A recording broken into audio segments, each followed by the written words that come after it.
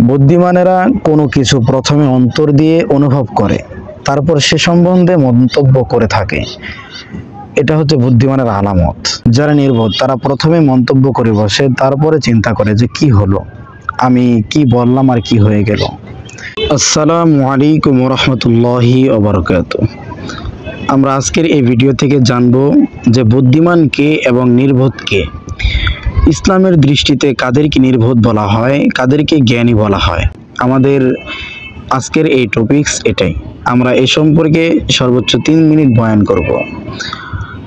কোনো এক ব্যক্তি হযরত আলী রাদিয়াল্লাহু তাআলা আনহুকে প্রশ্ন করেছিলেন যে চালাক ব্যক্তিকে এবং নির্বোধকে।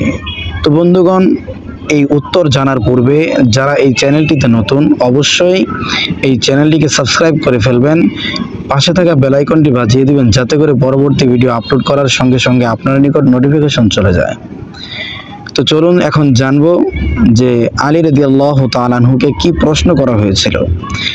কোন এক ব্যক্তি এসে আলী রাদিয়াল্লাহু তাআলা আনহুকে প্রশ্ন করলেন যে ইসলামের দৃষ্টিতে কাদেরকে নির্বোধ বলা হয় এবং কে খুব চালাক চতুর হয়।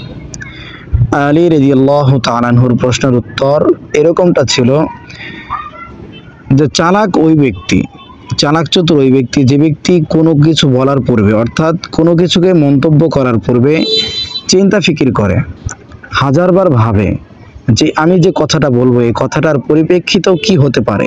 আমি সে কথাগুলো বুঝে শুনে আমি সুন্দর একটা মন্তব্য ব্যক্ত করেছি, অর্থাৎ তাদের কথাগুলো আমি বুঝেছি।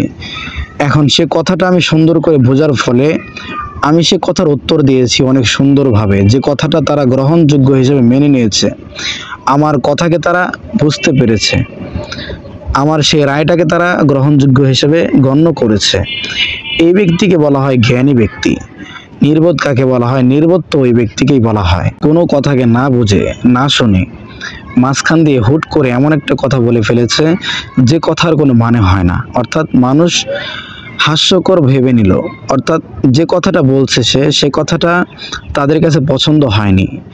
তখন তারা সকলে বলে উঠলো যে ভাই আপনার সাজেশনটি আমাদের নিকট গ্রহণযোগ্য হলো না, অর্থাৎ বাতিল হিসেবে গণ্য হলো। ওই ভাইটা যে উত্তরটা দিয়েছে সে কথাটা আমাদের নিকট খুব ভালো লেগেছে, আমরা সেটাকে পালন করব।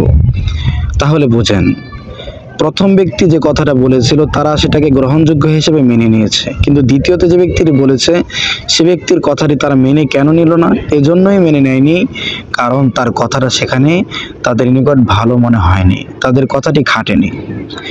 এজন্য আলী রাদিয়াল্লাহু তাআলা আনহুর উত্তরটা এরকম হয়েছিল যে জ্ঞানী ব্যক্তি কোনো কিছু বলার পূর্বে সে অনেকবার ভেবেচিন্তে দেখার পর উত্তর দেয়।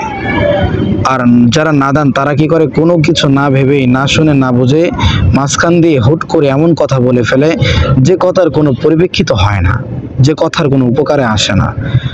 জ্ঞানী ব্যক্তির সঙ্গে রাখুন এবং নাদান ব্যক্তিদের থেকে আমাদের দূরে রাখুন। আল্লাহ পাক আমাদের সকলকে বুঝে শুনে কথা বলার তৌফিক দান করুন।